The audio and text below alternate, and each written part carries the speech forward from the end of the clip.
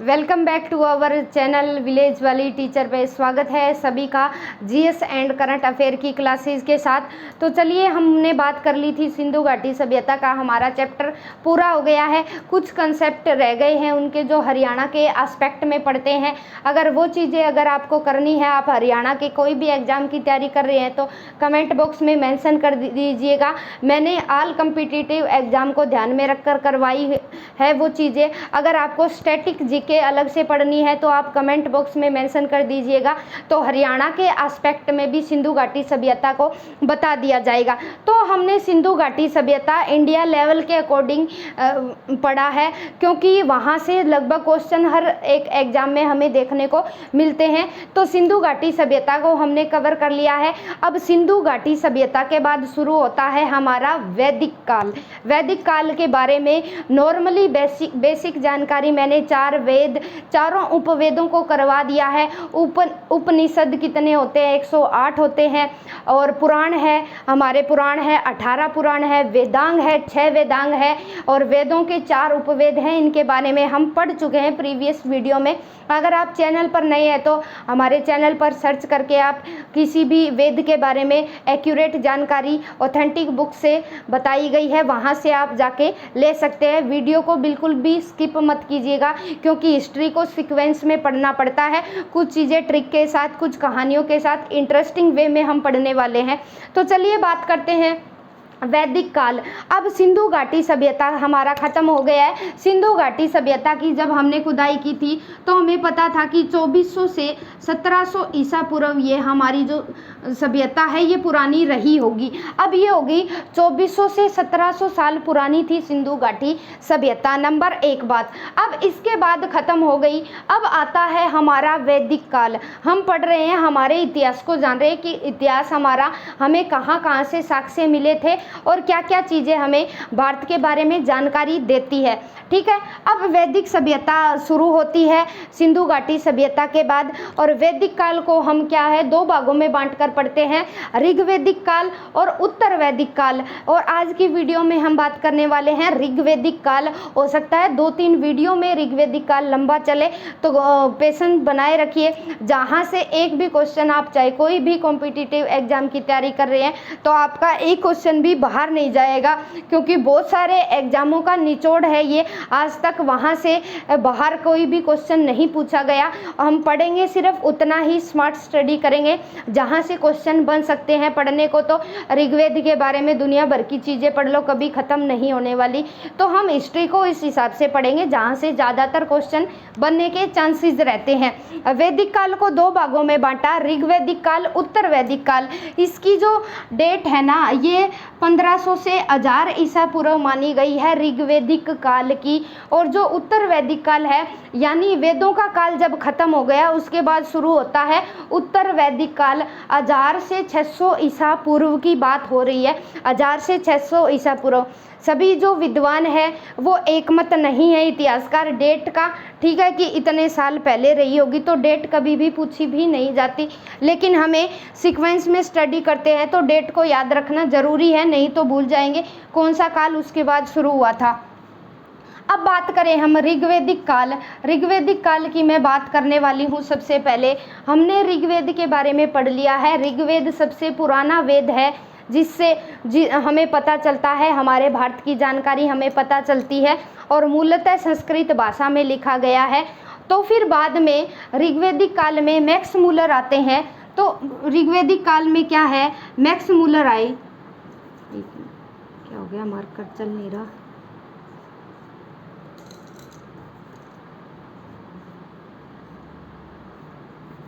एक मिनट भाई, इंक डालनी पड़ेगी।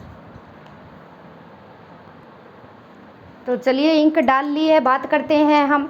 तो सबसे पहले क्या है, जब ऋग्वैदिक काल शुरू होता है, ऋग्वैदिक काल में क्या है, आर्य आए थे। यहाँ हम पढ़ने वाले हैं मूलतः आर्यों के बारे में। ठीक है, आर्य आए थे।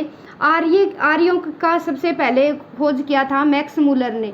ठीक है, मैक्स मूलर क्या कहते हैं भाई, मैक्स मूलर कहते हैं कि जो आर्य है ना, ये मध्य एशिया से आए हैं भाई, मध्य एशिया से आए हैं। और सबसे पहले ये बसे थे पंजाब और अफ़गानिस्तान में, पंजाब और अफगानिस्तान में बसे थे भाई, अफगानिस्तान, ठीक है। और इनकी जो भाषा है, आर्यों की भाषा मूलतः संस्कृत थी, ठीक है, क्योंकि वेदों में टिपिकल संस्कृत चलती थी और उस टाइम की भाषा भी मूलतः संस्कृत होती थी। अब मैक्स मूलर भाई साहब ने क्या बताया, ये इनका जो मानना है आज के अकॉर्डिंग सूटेबल नहीं बैठता। मैक्स मूलर क्या कहते हैं, मैक्स मूलर कहते हैं कि जो आर्य थे ना, ये मध्य एशिया से आए थे, लेकिन आज की इन्वेंशंस हमें बताती है कि आर्य जो है मूलतः भारत देश के निवासी थे, क्योंकि जो डीएनए वगैरह हुए हैं और जो खोज हुई है, रिसर्च कहती है कि जो उनके डीएनए है ना, वो हमारे आज के हम इंसान है ना, हमारे आज से मैच करते हैं, मैच करती है वो चीज़ें, ठीक है। जितनी भी पुरानी चीज़ें हमें मिली है तो वो चीज़ हमें बताती है कि आर्य कहीं बाहर से नहीं आए थे, लेकिन वो मूलतः भारत देश के ही निवासी थे। लेकिन सबसे पहले मैक्स मूलर ने बताया कि ये मध्य एशिया से आए थे और पंजाब और अफगानिस्तान में सबसे पहले बसे थे, और मूलतः इनकी जो भाषा थी वो संस्कृत थी, ठीक है। अब इसके बाद मैं बात करूं, अब हमने ऋग्वेद के बारे में जाना। ऋग्वेद इसी में आएगा भाई, ऋग्वेद सबसे पुराना वेद है, और ऋग्वेद के 10वें मंडल में हमें पता चलता है कि जो हमारा समाज था वो 4 वर्णों में बटा हुआ था, ठीक है। 10वां मंडल समाज हमारा चतुर्वर्णिक था, चतुर्वर्णिक, ठीक है। इसमें क्या था, सबसे पहले ब्राह्मण थे, फिर क्षत्रिय थे, और फिर वैश्य थे, और फिर थे शूद्र थे, ठीक है, शूद्र थे। तो 10वें मंडल, ऋग्वेद के 10वें मंडल में हमें पता चलता है कि उस टाइम का जो हमारा समाज है, ये 10वें मंडल में पता चलता है कि 4 भागों में बटा हुआ था, वर्ण के आधार पर बटा हुआ था, यानी कर्म के आधार पर। जो जिस तरीके का काम करता था, शास्त्र पढ़ाई वगैरह करता था या नॉलेज रखता था, वो ब्राह्मण की कैटेगरी में आता था। युद्ध वगैरह का काम हो गया, खेती बाड़ी वगैरह का काम हो गया, ये क्षत्रिय कुल के लोग करते थे। और वैश्य हो गया, ये उससे भी छोटी कैटेगरी के, और ये मोची हो गया, छोटे मोटे काम हो गए, ये शूद्र कैटेगरी के किया करते थे, ठीक है। अब 4 वर्णों में बटा हुआ था, ये जानकारी हमें ऋग्वेद से मिलती है। ऋग्वेद में कर्म प्रधान थे, हमारे कर्म के आधार पर ही इन वर्णों को कैटेगराइज किया गया। ब्राह्मण वो थे जो ब्रह्मा जी के मुख से निकले थे, क्षत्रिय वो थे जो ब्रह्मा जी की भुजाओं से निकले थे, और वैश्य वो थे जो ब्रह्मा जी के जांघों से निकले थे, और शूद्र वे थे जो ब्रह्मा जी के पैरों से निकले थे। यानी बिल्कुल जो निम्न तबके का काम है वो शूद्र से करवाया जाता था उस टाइम की बात। फिर क्या है, एक चीज यहाँ और ऐड ऑन कर लो, उत्तर वैदिक काल। जब उत्तर वैदिक काल शुरू हुआ, जब ऋग्वेदिक काल खत्म हो गया, तो उसमें क्या है, ये चारों के चारों वर्ण जन्म के आधार पर बंट गए भाई। क्या है, बाद में उत्तर वैदिक काल में जन्म के आधार पर बंट गई है कि जिसने जन्म के आधार पर कैसे, जिसने ब्राह्मण के घर जन्म लिया वो ब्राह्मण के काम करेगा, जिसने क्षत्रिय के घर जन्म लिया वो क्षत्रिय वाले काम करेगा, जिसने वैश्य के घर जन्म लिया वो वैश्य वाले करेगा, और जिसने शूद्र के घर जन्म लिया वो शूद्र वाले काम करेगा। ये बात 1000 से 600 ईसा पुरानी है, ठीक है। और जन्म के आधार पर बंट गया। ये तो कर्म प्रधान था कि जिसका जिस चीज़ में इंटरेस्ट है, जो चीज़ करना चाहता है, उसी के आधार पर ये हमारा वर्ण बटा हुआ था। और जो ऋग्वेदिक काल में हमें पता चलता है कि जो इनका मुख्य व्यवसाय था ये खेती बाड़ी था, पशुपालन और कृषि करना था, ठीक है, खेती व पशुपालन। और पशुपालन में ये सबसे ज़्यादा इन्हें पसंद क्या थे भाई, घोड़े थे। घोड़े को पशुपालन, ये घोड़े को इनके साक्ष्य में हमें पता चलता है कि जो पशुपालन है ऋग्वेदिक काल का, ये बेसिकली घोड़े पाला करते थे, ठीक है, घोड़े पाला करते थे। और अधन्य, गाय का जिक्र बहुत मिलता है हमें, अधन्य होती है भाई गाय। और इसमें ऋग्वेदिक काल में हमें इस चीज़ के प्रमाण मिले हैं कि गाय उस समय क्या है, जो भी गाय को नुकसान पहुंचाता या चोट मारता या गाय को मार देता, तो उसको क्या है, मृत्यु दंड का प्रावधान था, या उसे देश से निकाला दे दिया जाता था। और भगवान की बात करूं मैं तो ऋग्वेदिक काल के जो लोग हैं वो इंद्र भगवान को मानते थे भी, इंद्र भगवान, ठीक है। इंद्र भगवान वर्षा के देवता, वर्षा के देवता थे, इंद्र भगवान जी की पूजा किया करते थे, ठीक है। अब इसके बाद हम आगे बढ़ेंगे।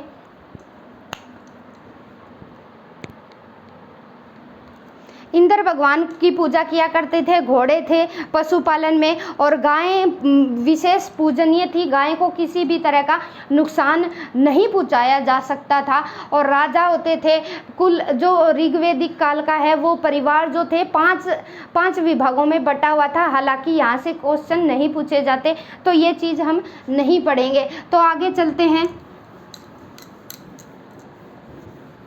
आगे चलते हैं हम।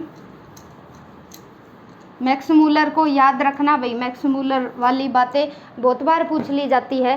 फिर इसके बाद क्या है, इसके बाद शुरू होता है, खेती के बारे में जान लिया हमने, पशुपालन के बारे में जान लिया। अब हम बात करते हैं स्त्री शिक्षा। स्त्री शिक्षा थी भाई, उस समय स्त्रियों को शिक्षा दिया जाता था, शिक्षा थी। स्त्री शिक्षा में गार्गी है, घोषा है, ठीक है, गार्गी है। गार्गी का नाम बड़ा ही फेमस है। इन्होंने याज्ञवल्क्य को चुनौती दी थी भी, शास्त्रार्थ किया था ज्ञान के आधार पर गार्गी ने, ठीक है। गार्गी ने याज्ञवल्क्य को चुनौती दी थी। और ये बात हमें कि इस बात का अंदाज़ा लगाने में सफल सिद्ध होती है कि उस समय क्या है, स्त्रियों को भी पढ़ने का अधिकार होता था। ऋग्वैदिक काल में स्त्रियां भी पढ़ी लिखी होती थी। इस बात का परिणाम हमें गार्गी है, घोषा है, इन बात के माध्यम से हमें पता चलता है। और क्या है, उस समय बाल विवाह नहीं होते थे, पर्दा प्रथा नहीं थी, बाल विवाह नहीं थे, बाल विवाह नहीं थे, पर्दा प्रथा भी प्रचलित नहीं थी, पर्दा प्रथा भी प्रचलित नहीं थी, ठीक है।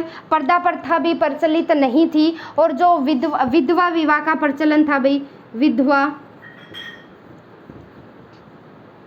विधवा विवाह का प्रचलन था, विधवा विवाह का प्रचलन था। और अगर किसी के पति की डेथ हो जाती तो वो अपने देवर के साथ दूसरी शादी कर सकती थी। अगर देवर नहीं होता था तो वो अन्य भी किसी व्यक्ति के साथ शादी कर सकती थी। विधवा विवाह का प्रचलन था, बाल विवाह नहीं होते थे, पर्दा प्रथा का प्रचलन नहीं था। और स्त्री क्या है, स्त्री अपने पुरुष के साथ यज्ञ में भाग ले सकती थी, ठीक है, यज्ञ में भाग ले सकती थी। ये जानकारी हमें मिलती है ऋग्वैदिक काल में। तो आई होप ये चीज़ें आपको समझ में आई होगी। और भी बहुत सारी चीज़ें हैं जिनको पढ़ेंगे हम कल की क्लास में, नहीं तो वीडियो लंबी हो जाएगी। एक बार फिर से रिकैप कर लो।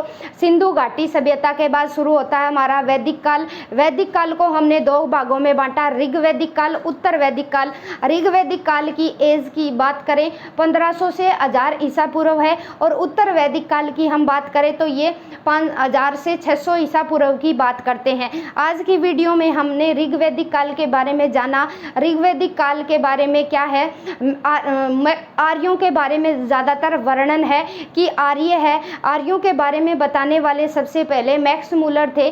मैक्स मूलर ने बताया कि आर्य बेसिकली मध्य एशिया से आए थे और सबसे पहले पंजाब और अफगानिस्तान में रहने लगे थे। लेकिन आज की रिसर्च हमें बताती है कि आर्य बाहर से नहीं आए थे, आर्य मूलतः भारत के ही निवासी थे। मैक्स मूलर ने अलग बताया और आज की रिसर्च अलग मानती है। उसके बाद हमने पढ़ा कि ये जो आर्य है, आर्यों की जो भाषा थी वो संस्कृत थी और खेती बाड़ी और पशुपालन का काम करते थे। पशुपालन में घोड़े पालते थे और गाय थी, गाय इनकी पूजनीय थी। गाय को किसी भी तरह का नुकसान नहीं पहुंचाया जा सकता था। और जो भगवान को मानते थे, इनके आराध्य देव इंद्र भगवान होते थे, जो कृषि के देवता थे, ठीक है, कृषि और वर्षा के देवता माना है इन्होंने, वर्षा के देवता थे, ठीक है, इंद्र भगवान की पूजा मानी है। स्त्री शिक्षा का विशेष प्रचलन था। ये साक्ष्य हमें गार्गी, अमला, घोषा, अमला, ठीक है, इन विदुषी स्त्रियों के नाम से हमें पता चलता है कि उस समय स्त्रियों को भी बराबर का अधिकार था। हालांकि समाज पितृसत्तात्मक था, ठीक है, जो पीढ़ी थी वो पिता के आधार पर ही चलती थी।